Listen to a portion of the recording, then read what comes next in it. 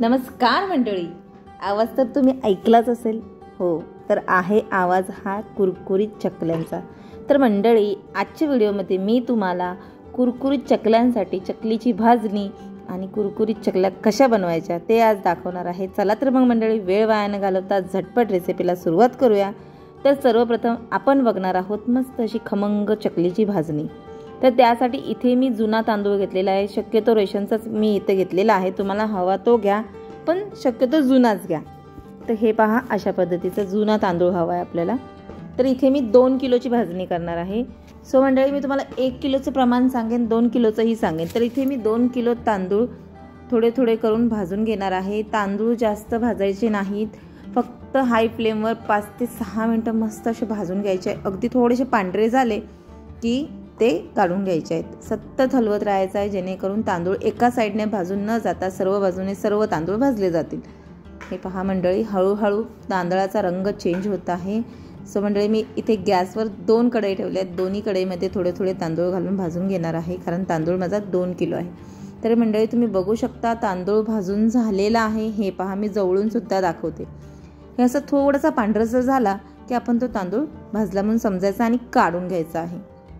जर तुम्ही तांदूळ अति भाजलात तर त्या चकल्यांमध्ये तेल राहील.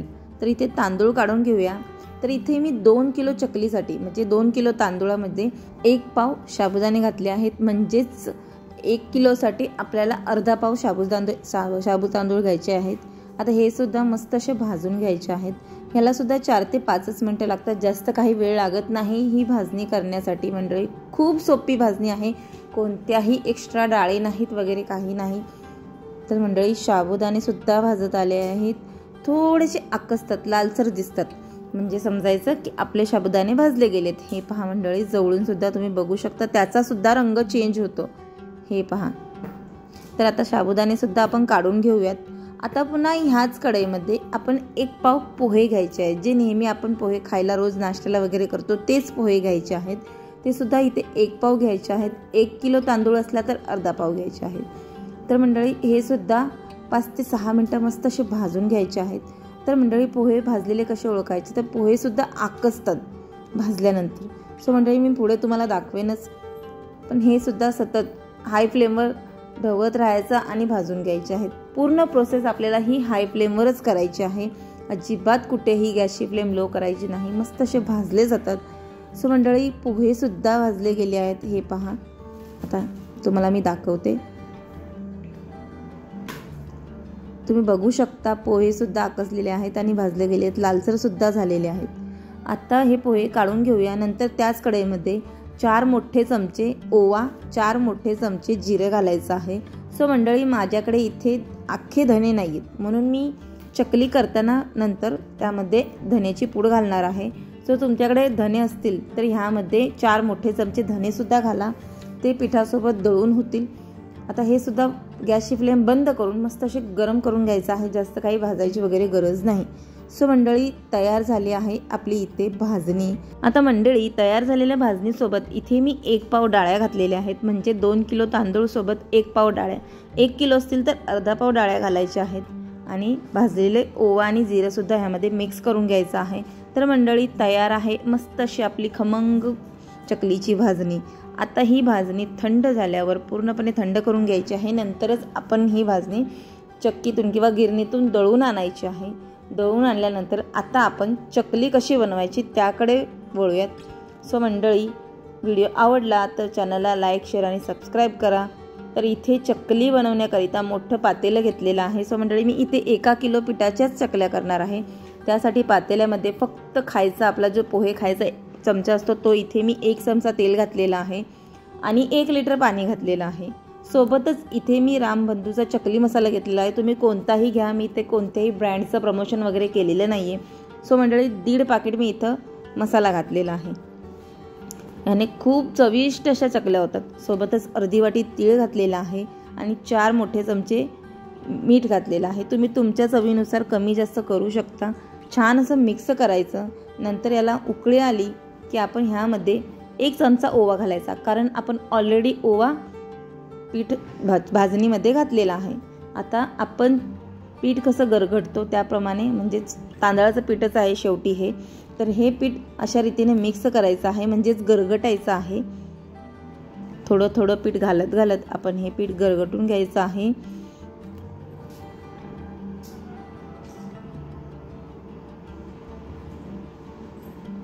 पीठ घातल्यानंतर गॅसची फ्लेम बंद करून फक्त हे मिक्स करून घ्यायचं आहे मंडळी। गॅसची फ्लेम बंद करायची आहे, अजिबात गॅसची फ्लेम ठेवू नका, ठेवलीच जरी तर मंद आचेवर आपल्याला हे मिक्स करून घ्यायचं आहे। छान असं सगळं एकजीव झालं पाहिजे इतपत ते मिक्स करायचं आहे। आता मिक्स झाल्यानंतर झाकण ठेवून एक 10 मिनिटं असंच सोडून द्यायचं आहे, कारण इतकं गरम गरम आपण पीठ मळणार नाही। 10 मिनिटानंतर मंडळी लगेचच थोडंसं गरम आहे तोपर्यंतच आपल्याला जितक्या लवकर होईल तितक्या लवकर पीठ मळून चकल्या करायच्या आहेत। खूप छान अशा खमंग चकल्या होतात। तर अशा रीतीने मी गरम गरम पीठ घेतलं होतं म्हणून मी अशा पद्धतीने पीठ मळलं आहे। सो मंडळी नंतर थोडंसं थंड झाल्यानंतर तुम्ही हाताने सुद्धा पीठ मळू शकता, काही हरकत नाही। छान असं पीठ मळून घ्यायचं आहे, म्हणजेच आपण मोदकासाठी कसं पीठ तयार करतो त्या पद्धतीचं इथे पीठ तयार करायचं आहे। थोडं थोडं पाणी घेत घेत आपण इथे पीठ मळून घ्यायचं आहे। छान असं मळून घ्यायचं आहे, जेणेकरून अजिबात चकली करताना चकली तुटणार नाही। तुम्ही अलगदरित्या उचलायची सुद्धा गरज नाही, इतक्या छान ह्याच्या चकल्या होतात मंडळी। सो तुम्ही बघू शकता मस्त असं पीठ मळून तयार झालेलं आहे।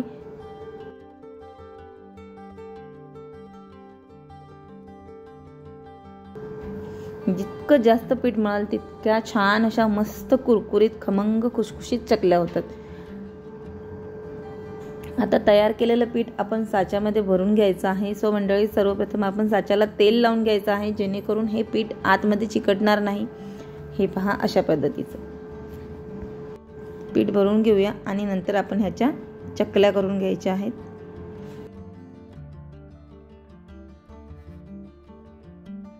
तर मंडळी आपण आता इथे चकल्या करून घेऊया। सो मंडळी तुम्ही बघू शकता अजिबात चकली करताना पीठ तुटत नाहीये, म्हणजेच आपण छान असं पीठ तयार केलेलं आहे।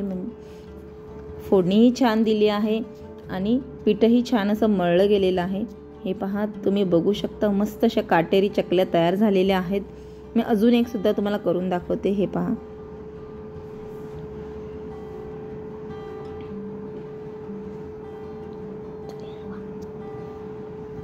हे पहा मी किती अलगदरित्या म्हणजे सहजरित्या उचलत आहे, तरी सुद्धा पीठ अजिबात तुटत नाही किंवा चकली तुटत नाही। तर मी इथे ऑलरेडी तेल गरम करण्यासाठी ठेवलं होतं, तर तेल सुद्धा छान असं मस्त गरम झालेलं आहे आणि एक एक करून अशा रीतीने तेलात चकल्या सोडा, जेणेकरून हाताला भाजणार नाही आणि सहजरित्या सोडता सुद्धा येतात। उलतानाने सोडायला खूप सोप्या जातात।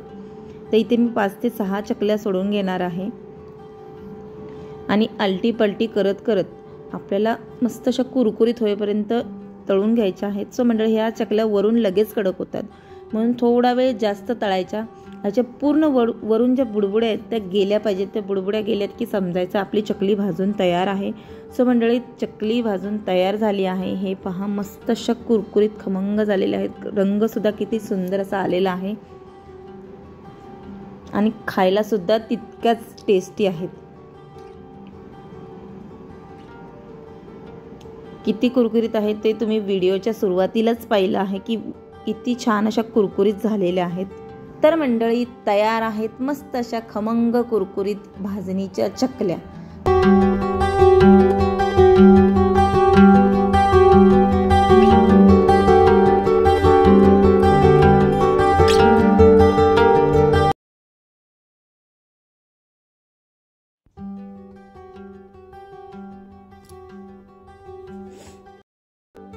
चला तर मग वेळ वाया न घालवता रेसिपीला सुरुवात करूया।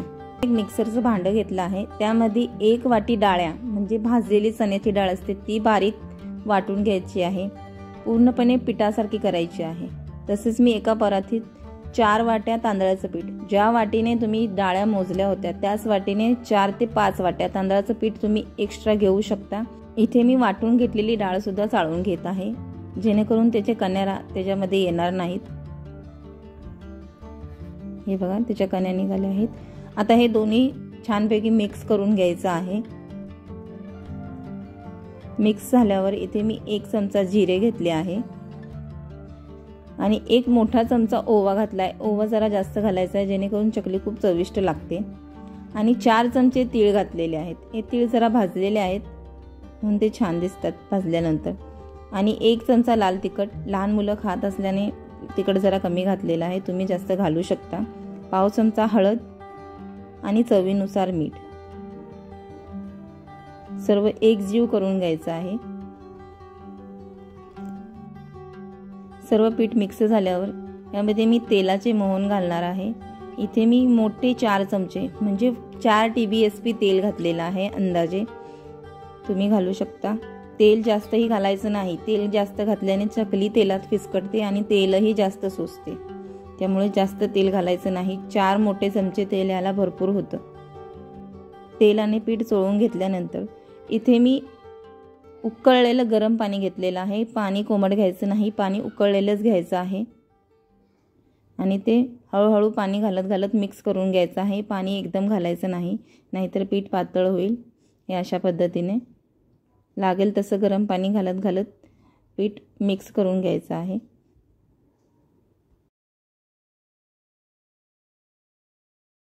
ज्या वाटीने मी पीठ मोजले होते त्या वाटीनेच मला 3 ते 3.5 वाटी पाणी लागलेलं आहे। जसे तांदूळ असतील तसं पाणी लागतं। तर हे पाणी घालून मिक्स झालेलं आहे। ह्या पद्धतीने पाणी घालायचं आहे, पाणी जास्तही घालायचं नाही। तांदळाचं पीठ मिक्स झाल्यानंतर एक 10 मिनिटं झाकण ठेवून तसंच ठेवायचं आहे।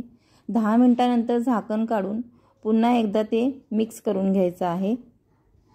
मिक्स करून झाल्यानंतर तुम्ही असंच सगळं पीठ मळून घेऊ शकता, पण मी पीठ सगळं मळलेलं नाही, मला जसं लागेल तसं मी पीठ मळून घेते। तुम्ही सुद्धा तसंच करा, जेणेकरून ते पिठात वाफ तशीच राहील आणि त्याची उकळ छान राहील। मी सुद्धा काढून घेतलेलं आहे आणि मला जसं लागेल तसं मी पीठ मळून घेतलेलं आहे। आणि पीठ मळताना सुद्धा कोमट पाणी घ्यायचं आहे, थंड पाणी घ्यायचं नाही, जेणेकरून अजिबात तुमची चकली करताना तुटणार नाही। पीठ छानपैकी मळून घेतलेलं आहे, तुम्ही बघू शकता। इथं मी आता चकलीचा साचा घेतलेला आहे, त्यामध्ये तेल लावून घेतलेलं आहे आणि मळलेलं पीठ त्यामध्ये भरून घ्यायचं आहे।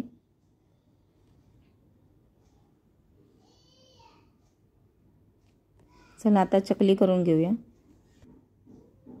तुम्ही बघू शकता चकलीला किती छान असे काटे आलेले आहेत आणि ती किती लांब वर धरलेला आहे मी साचा, तरी सुद्धा ती तुटत नाहीये।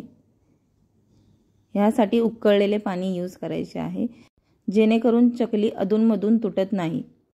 मी इथे 7 ते 8 चकल्या एकदम करून घेतलेल्या आहेत आणि एकही चकली करताना तुटलेली नाहीये, तुम्ही बघू शकता किती छान झालेल्या आहेत। आता आपण इथे चकल्या तळून घेऊया। चकल्या टाकून घेतल्यावर चकल्यांना अजिबात हात लावायचा नाही, त्या मऊ असतात। जर तुम्ही त्याला उलथानं लावलं तर त्या तुटतील आणि तेलात सुद्धा फिसकटतील। थोड्याशा कडक झाल्या की त्या उलटून घ्यायच्या आहेत।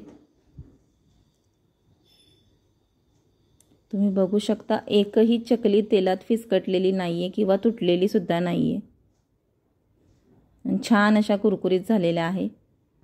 चकलीने अजिबात तेल सुद्धा सोसलेले नाही। चकलीवरच्या बुडबुड्या तेलाच्या संपल्या की समजायचं चकल्या भाजून झालेल्या आहेत, तोपर्यंत चकली भाजायची आहे। तयार आहे आपली तांदळाची चकली।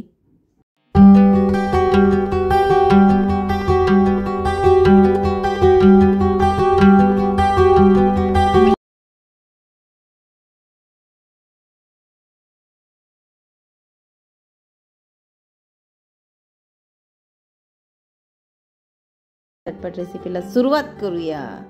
तर इथे मी कढईमध्ये तेल गरम केलेलं आहे। तर आपण इथे अर्धा किलो पोह्यांचा चिवडा करणार आहे, म्हणजेच मक्याच्या पोह्याचा चिवडा करणार आहोत। तर तेल छान असं गरम झालं की पोहे त्यामध्ये टाकून अशा रीतीने सतत ढवळत राहायचं आहे आणि मस्त असे कुरकुरीत होईपर्यंत तळून घ्यायचे आहेत। हे पोहे लगेच तळून होतात, जास्तही वेळ ठेवायचे नाही, नाहीतर ते जळून जातील, मग ते करपटलेला वास येईल त्याला। तळून झाले की आपण हे काढून घ्यायचे आहेत। थोड्या थोड्या बॅचेसमध्ये मी हे पोहे अर्धा किलो तळून घेतले आहे। आता इथे मी 1 वाटी शेंगदाणे घेतलेले आहेत आणि आपण शेंगदाणे तळताना इथे गॅसची फ्लेम मीडियम ठेवायची, हाय फ्लेमवर अजिबात शेंगदाणे तळायचे नाहीत, नाहीतर वरून ते भाजून होतात आणि आतून कच्चे राहतात, मग ते खरपूस भाजले जात नाहीत. म्हणून शेंगदाणे किंवा खोबरे असो, आपण हे तळताना गॅसची फ्लेम लो टू मिडियमच ठेवायची आहे, हाय करायची नाही. हे अशा पद्धतीने आपण इथे शेंगदाणे सुद्धा भाजून घेतलेले आहेत. हे पहा, असे लालसर झालेत की शेंगदाणे काढून घ्यायचे आहेत. हे पहा जवळून शेंगदाणे भाजून झाले की 1 वाटी इथे मी खोबऱ्याचे काप, तुमच्या आवडीनुसार शेंगदाणे, खोबरे किंवा डाळ्या काही असू दे, तुम्ही तुमच्या आवडीनुसार त्याची क्वांटिटी कमी जास्त करू शकता, काही हरकत नाही, कारण हा चिवडा आहे. छान असं खरपूस होईपर्यंत, खोबरं सुद्धा लालसर होईपर्यंत भाजून घ्यायचं आहे. पण खोबरं भाजताना नेहमी गॅसची फ्लेम लोच ठेवायची आहे. असे लालसर झाले की आता आपण हे खोबरं सुद्धा भाजून झालेलं काढून घेऊया. आपण आता ह्यामध्ये काही ड्रायफ्रूट्स घालणार आहोत, ते सुद्धा आपण तळून घेऊया. ड्रायफ्रूट्स सुद्धा तुम्ही तुमच्या आवडीनुसार कमी जास्त करू शकता. पण मंडळी, तुम्हाला दिवाळीमध्ये सगळ्यात जास्त कोणता पदार्थ किंवा फराळ आवडतो हे मला कमेंट करून नक्कीच कळवा. तर मग मंडळी, आता ड्रायफ्रूट सुद्धा तळून झालेले आहेत. आता आपण कढीपत्ता तळून घेऊया. तर अशा पद्धतीने कढीपत्ता तळायचा आहे, जेणेकरून कढीपत्त्याचे पानं सर्व तेलात विस्कटली जाणार नाहीत आणि व्यवस्थितरित्या तळून सुद्धा होतो. छान असा कुरकुरीत होईपर्यंत कढीपत्ता तळून लगेचच होतो, जास्त काही वेळ लागत नाही. 1 मिनिट भराभरामध्ये कढीपत्ता सुद्धा तळून होतो. आता आपण तळलेले सगळे जिन्नस एका भांड्यात काढून घ्यायचे आहेत, म्हणजे तळलेले पोहे, कढीपत्ता अशा पद्धतीने सगळं काढून घ्यायचं आहे आणि त्याची देठं बाजूला टाकून द्यायची. आता कढीपत्ता काढून घेतलेला आहे, तळलेलं खोबरं, शेंगदाणे सगळे तळलेले जिन्नस यामध्ये घालून घ्यायचे आहेत आणि आपण काही मसाले घालणार आहोत. तर त्यामध्ये आपण इथे चवीनुसार मीठ घालायचं आहे. तर इथे मी 1 ते 1.5 चमचा मीठ घातलेला आहे. सोबतच 2 चमचे पिठी साखर घालायची आहे आणि 1 चमचा लाल तिखट. तर लाल तिखट तुम्ही तुमच्या आवडीनुसार कमी जास्त करू शकता आणि अर्धा चमचा चाट मसाला. आता हे सर्व छानपैकी मिक्स करायचं आहे. सो मंडळी, आंबट, तिखट, गोड असा मस्त खमंग हा चिवडा लागतो. मला तर खूप आवडतो. मी नेहमी दिवाळीला हाच चिवडा बनवते. तर मंडळी, आहे की नाही झटपट आणि सोपी रेसिपी आणि खमंग सुद्धा.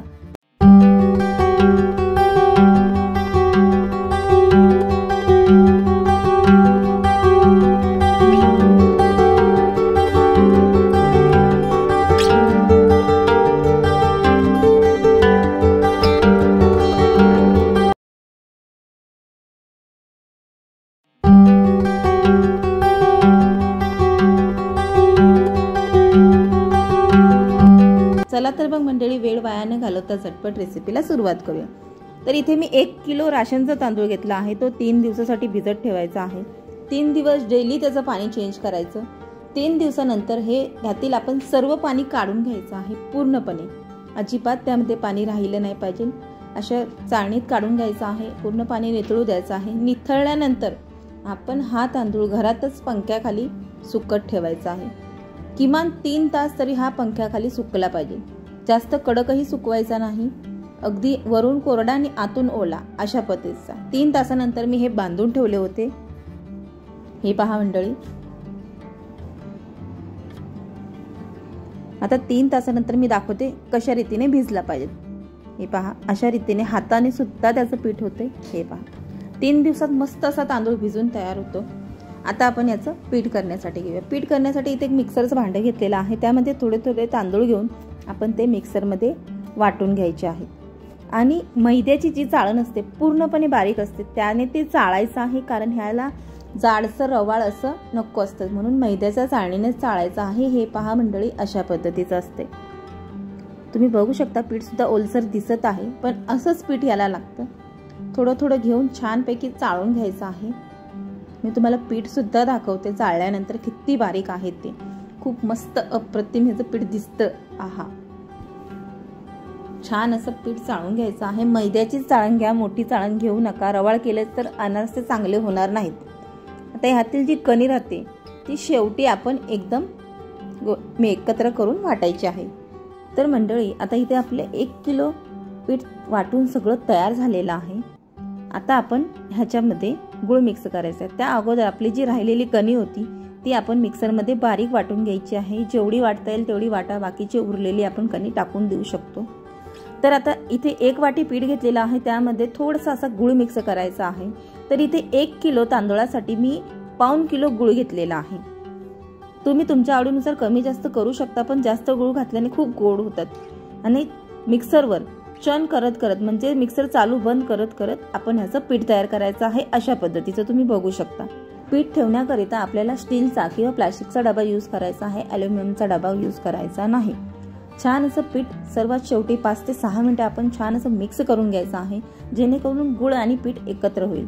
जर तुम्ही ह्याची पारंपरिक पद्धत बघाल तर ठोंब्याने किंवा वरवंट्याने गुळ आणि तांदळाचे पीठ मिक्स करतात भिजवलेल्या, तेव्हा ते जाऊन पीठ तयार होतं। पण आपली ही सोपी पद्धत आहे, तुम्ही नक्की ट्राय करा, तुमच्या अनारसे खूप छान असे मस्त येतील।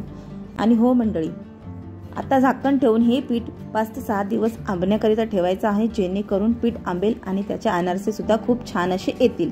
तर मंडळी, तुम्ही 1 महिना अगोदर हे पीठ तयार करून ठेवू शकता। तर मंडळी, तयार आहे आपलं अनारसेचं पीठ। आता आपण 5 ते 6 दिवसानंतरच हे पीठ बघायचं आहे। तर 5 ते 6 दिवसानंतर मस्त असं पीठ आंबलेलं आहे, थोडंसं ओलसर सुद्धा होतं। पण ह्याचं कसं असते, जितके आपल्याला अनारसे करायचे तितकंच फक्त पीठ मळायचं। आता पीठ मळण्याकरिता इथे मी अर्ध्या केळ्याचा वापर केलेला आहे।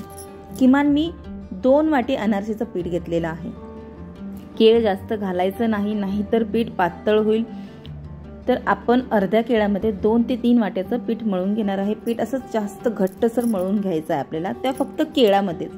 जर इथे तुम्ही केळ वापरणार नसाल तर तुम्ही इथे दूधही वापरू शकता। पीठ मळून झालेलं आहे, अर्ध्या केळ्यामध्ये इतके पीठ मळून झालेलं आहे, तुम्ही बघू शकता। आता आपण ह्याचे छोटे छोटे गोळे तयार करून घेऊया। गोळे करून झाल्यानंतर आपल्याला अनारसे थापण्याकरिता खसखस लागणार आहे। सो इथे मी गोळ्याला ऑलरेडी खसखस लावून घेतली आहे आणि अशा रीतीने बोटाला आपण तेल लावून अनारसे थापून घ्यायचं आहे, फक्त बोटानेच, हाताचा उपयोग करायचा नाही पूर्णपणे। अशा रीतीने अलगदरित्या अनारसे थापून घ्यायचं आहे। तर अनारसे थापून झालेलं आहे, आपण हे तळण्याकरिता घालूया। पण आपली जी खसखसची बाजू असते ती वर घालायची आहे तेलात सोडताना। तुम्ही बघू शकता अनारसा तेलात सोडता किती छान असा मस्त फुगलेला आहे आणि अलगदरित्या तो पलटी करायचा आहे।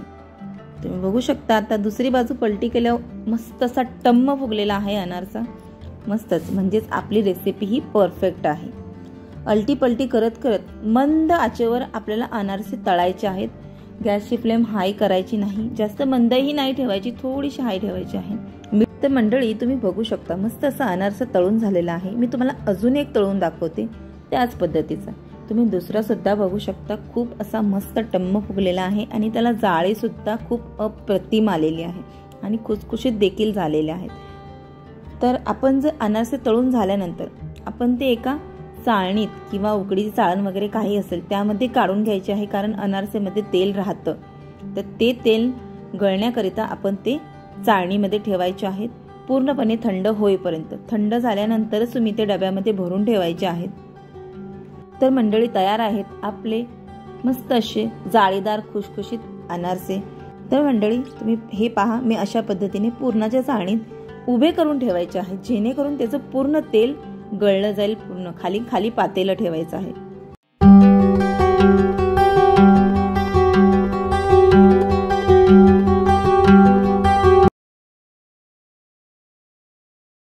नमस्कार मंडळी, आज मी तुमच्यासाठी घेऊन आली आहे दिवाळी स्पेशल आज एक वेगळीच काहीतरी रेसिपी। गोड शंकरपाळे तर सगळ्यांनी खाल्ले असतील, पण ह्या आहेत चीजी खारे शंकरपाळे। खूप अप्रतिम आणि खमंग असे लागतात। चला तर मग मंडळी, वेळ वाया न घालवता झटपट रेसिपीला सुरुवात करूया। तर इथे मी 2 कप मैदा घेतलेला आहे।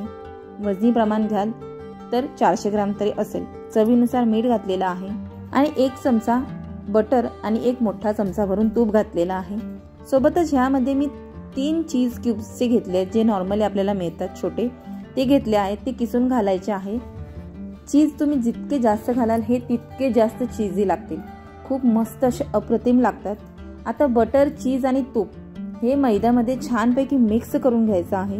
तुम्ही मैद्याच्या ऐवजी अर्धा मैदा आणि अर्ध गव्हाचं पीठ सुद्धा घेऊ शकता, ते सुद्धा छान होतात। आता हे छानपैकी एकजीव झालं की थोडं थोडं दूध घालत घालत ह्याचं पीठ मळायचं आहे आणि दूध पूर्णपणे थंड घ्यायचं आहे, रूम टेम्परेचर नाही, फ्रीजमध्ये ठेवलेलंच दूध घ्यायचं आहे.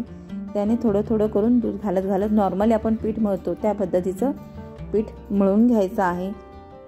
एकदम दूध घालू नका, कारण ह्यामध्ये ऑलरेडी चीज आणि बटर आहे, त्यामुळे पीठ सैलसर होण्याची शक्यता जास्त आहे.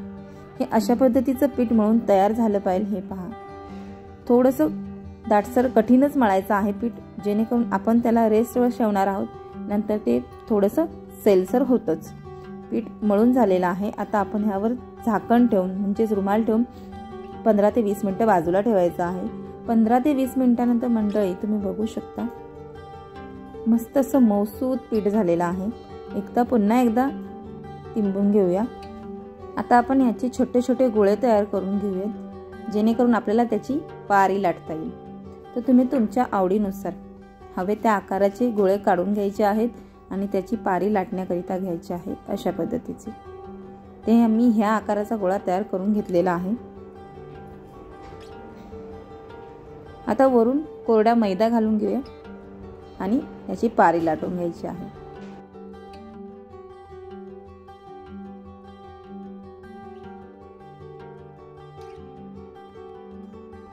चपातीपेक्षा थोडीशी जाडसर याची पारी लाटायची आहे. तर इथे आपली पोळी लाटून झालेली आहे. आता आपण याला छान असे हवे त्या आकाराचे शंकरपाळे करून घ्यायचे आहेत. असे एकदम छोटे छोटे केलेत, तुम्ही बघू शकता. तुम्ही तुमच्या आवडीनुसार छोटे मोठे हवे त्या आकाराचे शंकरपाळे इथे करू शकता. ते शंकरपाळ्या कट करण्या अगोदरच मी तेल गरम करण्यासाठी ठेवले होते इथे. हे पहा, अशा पद्धतीची याची पारी लाटून घ्यायची. इतक्या जाडसर हवेत, जास्त जाडही नाही जास्त पातळही नाही. तेल सुद्धा छान असं गरम झालेलं आहे. मीडियम फ्लेमवर तळायचं आहे, जेणेकरून ते आतपर्यंत तळल्या जातील. आणि जास्त लालसरही तळायच्या नाही, नाहीतर त्या कडवट लागतील जास्त जळल्यास तर. अवघ्या 3 ते 4 मिनिटात ह्या तळून होताल, कारण ह्या पातळ आहेत. तुम्ही बघू शकता छान अशा मस्त फुगलेल्या पण आहेत, मस्त अशा तळून झालेल्या आहेत. तर मंडळी तयार आहेत आपल्या चीजी खाऱ्या शंकरपाळ्या.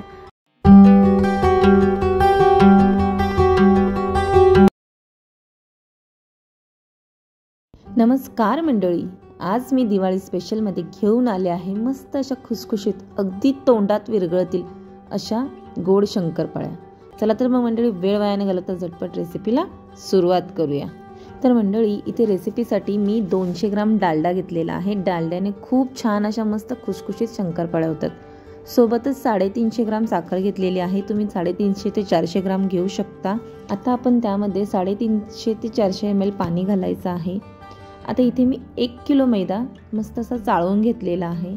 तर त्यामध्ये गरम केलेला आपण तूप घालून घ्यायचं आहे. म्हणजे जो डालडा होता तो गरम करून घेतलेला आहे तो यामध्ये घालून घ्यायचा आहे आणि चमच्याच्या साहाय्याने मिक्स करायचं आहे. मंडळी हाताने ही प्रोसेस करू नका, नाहीतर हाताला चटका बसेल. छान असं मिक्स करून झाल्यानंतर म्हणजेच थोडंसं थंड झाल्यानंतर आपण हे हाताने अशा रीतीने व्यवस्थितरित्या पीठ आणि डालडा दोन्ही मिक्स करून घ्यायचं आहे, म्हणजे चोळून घ्यायचं आहे. छान असं मस्त एकजीव झालं पाहिजे. हे पहा अशा पद्धतीने. तर पीठ आणि डालडा दोन्ही मिक्स झालेला आहे. आता जे आपण साखरेचं पाणी करायला ठेवलं होतं, म्हणजे साखर आणि पाणी होतं, ते फक्त गॅसवर गरम करून घ्यायचं आहे, जेणेकरून साखर त्यामध्ये विरघळेल म्हणून ती गरम करून घेतलेलं आहे. आता ते सुद्धा आपण उलथानाच्या साहाय्याने मिक्स करायचं आहे अशा पद्धतीने. तर पिठात पाणी ओतल्यानंतर थोडंसं कोमट होतं, नंतर कोमट झाल्यानंतर अशा पद्धतीने हाताच्या साहाय्याने आपण ह्याचं पीठ मळून घ्यायचं आहे. ह्याचं पीठ अगदी घट्ट मळायचं असतं आहे, जेणेकरून आपल्या शंकरपाळ्या खूप खुसखुशीत आणि लेअरवाल्या सुद्धा होतात. तर मंडळी हे पहा, जितकं पाणी टाकलं होतं फक्त तितक्याच पाण्यात तुम्ही हे पीठ मळून घ्यायचं आहे. अजिबात एक्स्ट्रा पाणी घालायचं नाही. अगदी कठीण पीठ तयार होतं. हे पहा, अशा पद्धतीने पीठ तुटलं पाहिजे. म्हणजेच जेव्हा आपण एक गोळा काढू तर अगदी असं लांबवलं नाही पाहिजे, सहजरित्या तुटून येतं हातात हे पीठ. हे पहा, अशा पद्धतीचं आपलं पीठ तयार झालं पाहिजे. आता आपण छान असं हाताच्या साहाय्याने त्याचा एक गोळा तयार करून घ्यायचा आहे, म्हणजेच उंडा तयार करून घ्यायचा आहे. जर जास्तच तुम्हाला घट्ट वाटत असेल तर तुम्ही हे पीठ ठोंब्याच्या साह्याने म्हणजे खलबत्त्याचा जो ठोंबा किंवा वरवंटा असतो त्याने हे पीठ ठेचून घ्या आणि नंतर तुम्ही त्याच्या शंकरपाळ्या करा. अगदी खुशखुशीत, म्हणजेच इतक्या खुशखुशीत तोंडात टाकताच विरघळतील इतक्या खुशखुशीत होतात. आता आपण ह्याची एक जाडसर पारी लाटून घ्यायची आहे आणि आता आपण त्याच्या कडा कापून घेऊया, जेणेकरून साईडला जे तुटलेले भाग होते म्हणजे अगदी तुटले ते कडा काढून घेऊया. आणि अशा रीतीने आपल्याला हव्या त्या आकाराच्या आपण इथे शंकरपाळ्या करून घ्यायच्या आहे. कोणाला जास्त बारीक आवडतात, कोणाला जास्त मोठ्या आवडतात. आपल्याला आवडतील त्या आकाराच्या आपण इथे शंकरपाळ्या कट करून घ्यायच्या आहेत. आणि जास्त जाडही नाही आणि जास्त पातळही नाही, अशा पद्धतीने आपण शंकरपाळ्याची पारी लाटून घ्यायची आहे. हे पहा, मी तुम्हाला दाखवते. त्याच्या दुप्पट आपल्या शंकरपाळ्या होतात, त्यानुसार आपण इथे त्याची पारी लाटायची आहे. तर शंकरपाळ्या काढून घेऊया. तर मी इथे ऑलरेडी तेल गरम करण्यासाठी ठेवलं होतं. तेल गरम झालेलं आहे. हे पहा, आता अलगदरित्या झाऱ्याच्या साह्याने अशा पद्धतीने आपण ह्यामध्ये शंकरपाळ्या सोडायच्या आहेत.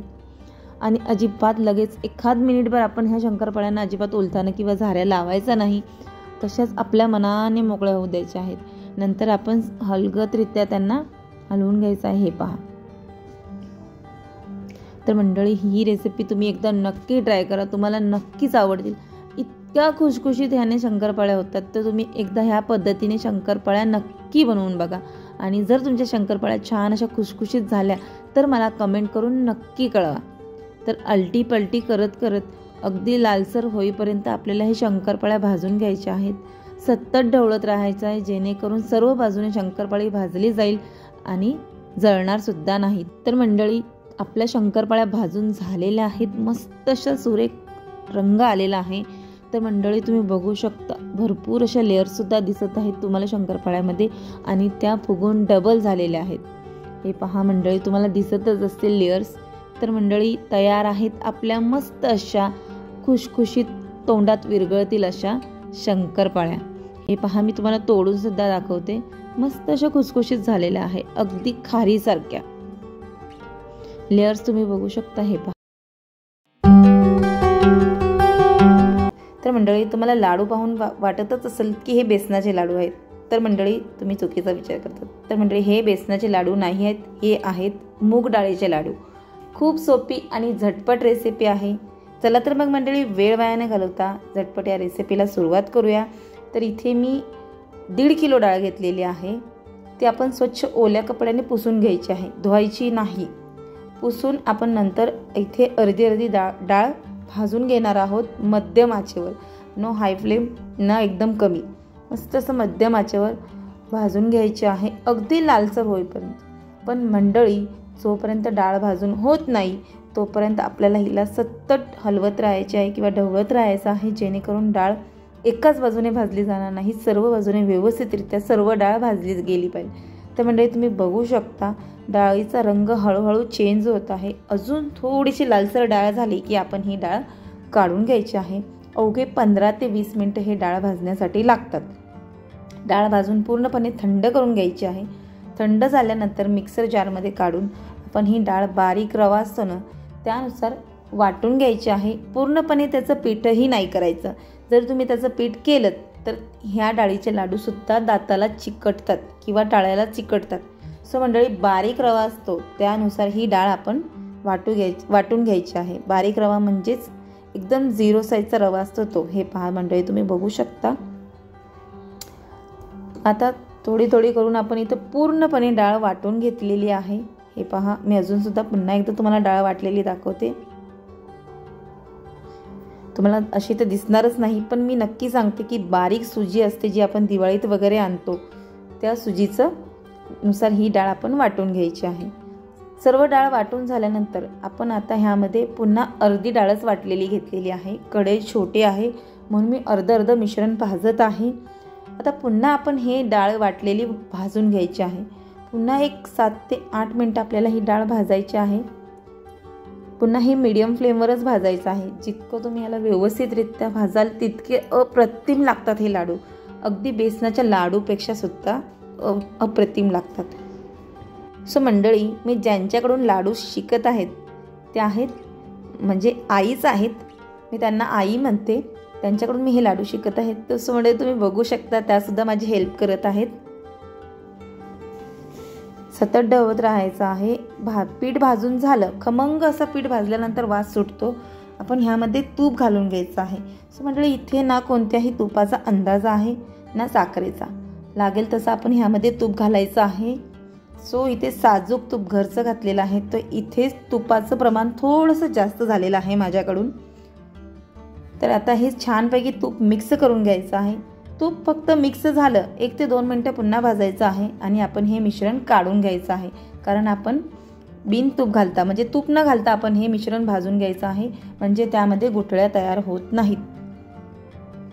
सो मंडळी, तुम्ही बघू शकता मस्त असं भाजलेलं आहे, मिश्रण सुद्धा दिसत आहे.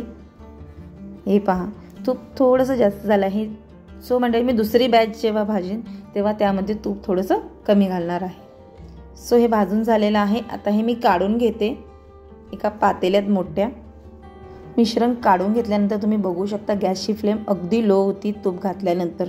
पुन्हा उरलेलं मिश्रण आपण ह्यामध्ये काढून घ्यायचं आहे आणि पुन्हा तीच प्रोसेस करायची आहे. 7 ते 8 मिनटं पीठ असंच कोरडं भाजून घ्यायचं आहे. भाजून झाल्यानंतर थोडंसं अगदी तूप घालायचं आहे. तूप जास्तही घालू नका, नाहीतर लाडू अजिबात चांगले होणार नाहीत. खायला टेस्टीच होतात, पण ठीक आहे. तुम्ही बघू शकता दुसऱ्या बॅचमध्ये मी खूप कमी तूप घातलेलं आहे. दुसरी बॅच वर आहे ती अगदी कोरडी दिसत आहे. आता हे दोन्ही मिश्रण मी मिक्स करत आहे. पुन्हा ते गॅसवर पातेलं ठेवलेलं आहे आणि फक्त मिक्स करत आहे. मिक्स करण्यापुरतंच ह्यावर मी पातेलं ठेवलेलं आहे. मी लगेचच हे पातेलं उतरून घेणार आहे. सो मंडळी, तुम्ही डायरेक्ट भाजलात तर नंतर पातेलं गॅसवर ठेवायची काही गरज पडणार नाही. मिश्रण गरम गरम आहे, त्यामध्ये आपण इथे वेलची पावडर, काही ड्रायफ्रूट्स पूर्णपणे मी बारीक केलेले आहेत, काजू आणि बदामच आहेत, आणि साखर तुम्ही तुमच्या आवडीनुसार, अगदी कमी साखर लागते ह्याला, अजिबात जास्त साखर लागत नाही. 1 ते 1.5 किलोच्या डाळीच्या पिठासाठी इथे मी 300 ते 400 ग्राम साखर घातलेली आहे. सो मंडळी, इथे तुमच्या आवडीनुसार साखर तुम्ही कमी जास्त करू शकता. मला जास्त गोड आवडत नाही म्हणून मी इथे फक्त 300 ग्राम साखर वाटून घातलेली आहे, जास्त घातलेली नाही. साखर घालून छान व्यवस्थितरित्या मिक्स करायचं आहे. सो मंडळी, मला जमत नव्हतं म्हणून इथे आईने मिक्स केलेलं आहे. हे पहा, छान असं मिक्स करायचं आहे. पूर्णपणे गुठळ्या त्याच्या फोडून घ्यायच्या आहेत. तर मंडळी, थोडीशी मेहनत आहे, पण लाडू 15 ते 20 दिवस, अगदी महिनाभर म्हणत तर अजिबात खराब होत नाहीत आणि खायलासुद्धा खूप टेस्टी लागतात आणि पौष्टिकसुद्धा आहेत. छान असं मिक्स करायचं आहे आणि तुम्ही हे लाडू पूर्णपणे थंड झाल्यानंतर, मिश्रण थंड झाल्यानंतर सुद्धा बांधू शकता. अगदी अलगदरित्या वळून होतात लाडू. तर छानपैकी साखरसुद्धा मिक्स झालेली आहे.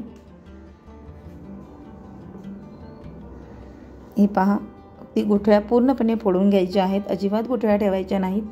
तर सगळ्यात शेवटी माझ्याकडे इथे खसखस होती म्हणून मी थोडीशी खसखस घातलेली आहे. तुम्हाला नको असेल तर स्किपही करू शकता आणि नसेल तर नाही घातली तरीसुद्धा काही हरकत नाही. छान असं मिक्स करून घ्यायचं आहे आणि आता आपण लाडू वळून घेऊया. मला वेळ नाही आहे म्हणून मी गरम गरमच इथे लाडू वळण्यासाठी घेतलेले आहेत. आणि हो मंडळी, व्हिडिओ बनवून खूपच दिवस झालेत, पण काही कारणामुळे मला व्हिडिओ अपलोड करता नाही आला. पण मंडळी, जरी तुम्ही हे लाडू गणपती गौरीला नाही केले किंवा तुम्ही असं महिन्याला खाण्यासाठी जरी केलेत, घरगुती खाण्यासाठी, तरीसुद्धा हे पौष्टिक लाडू असतात. लहान मुलांसाठीही सुद्धा खूप पौष्टिक आहेत हे लाडू. तर मंडळी, तयार आहेत आपले मस्त असे पौष्टिक मुगाचे लाडू.